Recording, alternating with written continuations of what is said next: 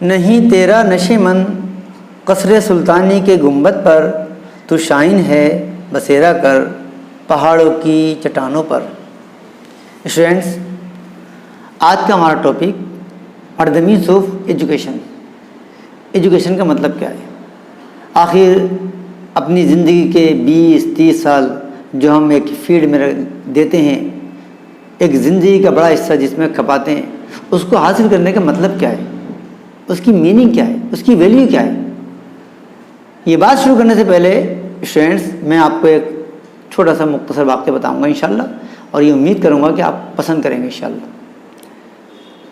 एक बहुत बड़ी कंपनी है और उस कंपनी में बहुत से लोग काम करते हैं। उस कंपनी में अलग अलग जॉब पे लोग हैं, फील्ड ऑफिसर, इंजीनियर है, लेबर तबका है, काफ़ी लोग हैं, अपना अपना काम करते हैं। और एक काम वाली बाई है, तरह तरह के लोग हैं। काम वाली जो नौकरानी है, उसका काम यह है कि वो सुबह आती है, दिन भर झाड़ू पोछा करती है, साफ़ सफाई करती है, और शाम को छुट्टी हो जाती है उसकी। उसमें एक इंजीनियर है, जो इंजीनियर आता है, आने के बाद वो फर्स्ट क्लास एसी रूम में जाता है, लोगों के काम को चेक करता है और कुछ चेक साइन करके चला जाता है। एक दिन काम वाली बाई जब काम से फारिग हुई तो उसने देखा कि ये इंजीनियर आया, आने के बाद अपने फर्स्ट क्लास एसी रूम में गया, कुछ चेक साइन किए, कुछ लोगों को डायरेक्शन दी, और डायरेक्शन देने के बाद वापस चला गया। इस नौकरानी ने लोगों से पूछा कि ये जो इंजीनियर आता है, इसकी तनख्वाह क्या है? लोगों ने बताया कि भाई इसकी 60,000 रुपये तनख्वाह है। अब इसने सोचा कि इसकी 60,000 तनख्वाह और मेरी 2,000 रुपये तनख्वाह, मैं दिन भर मेहनत करती हूँ, दिन भर थक के चूर हो जाती हूँ मैं, और उसके बाद मुझे सिर्फ 2,000, और ये 2 घंटे की नहीं आता है, फर्स्ट क्लास एसी रूम में बैठता है और इसकी 60,000 तनख्वाह। इसका मतलब जो इस कंपनी का मालिक है उसका इंसाफ बराबर नहीं है, मुझे उससे बात करनी चाहिए।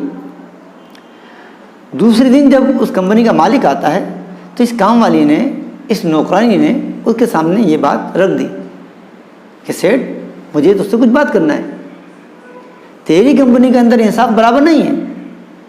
मैं दिन भर मेहनत करती हूँ और महीना पूरा होने के बाद तू मुझे 2,000 देता है, और ये तेरा इंजीनियर ये 2 घंटे की नहीं आता है, फर्स्ट क्लास एसी रूम में बैठता है, इसको डायरेक्शन दी, उसको डायरेक्शन दी, और चेक साइन किए, वो चला गया, और इसके 60,000 रुपये।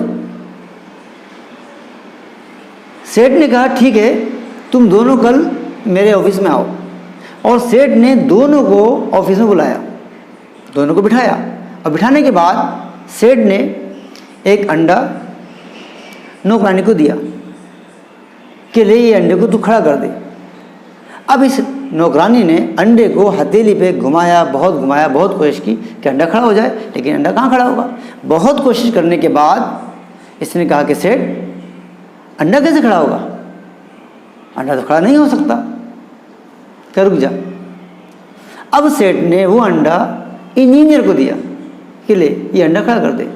इंजीनियर ने अंगूठी निकाली, अंगूठी को हथेली पे रखा और उसके बाद अंडा रख दिया, अंडा खड़ा हो गया। सेठ ने कहा देख, ये फ़र्क है तेरी सोच में और इसकी सोच में। ये मुझे आइडिया देता है, फार्मूले देता है कि किस काम को, इम्पॉसिबल को पॉसिबल कैसे बनाया जाए। जो काम इम्पॉसिबल हो, जो नहीं हो सकता, उसको किस तरह से काम को क्लियर किया जाए, उस काम को अंजाम दिया जाए, इसके फार्मूले मुझे देता है। और ये आइडियाज़ और ये फार्मूले हासिल करने के लिए इसके पीछे एक मेहनत की है, अपनी ज़िंदगी की 20-25 साल लगाए हैं, उसके बाद इस मुकाम पर पहुँचा है। तेरी सोचिए। तो स्टूडेंट्स, हमारी जो एजुकेशन है वो किसी भी फील्ड में बेकार नहीं है, शर्त यह कि हमने अपना एक एम बनाया हो, और उस एम को लेकर हम जब चलेंगे तो हम कामयाब होंगे इंशाल्लाह। ऐसा हो ही नहीं सकता कि आप अपनी ज़िंदगी की 20-30 साल लगाने के बाद आप बेकार हो जाएं। तो इंशाल्लाह फिर आपसे मुलाकात होगी, इस उम्मीद के साथ कि इंशाल्लाह आपको ये वाक़या पसंद आएगा इंशाल्लाह। अल्लाह हाफिज़।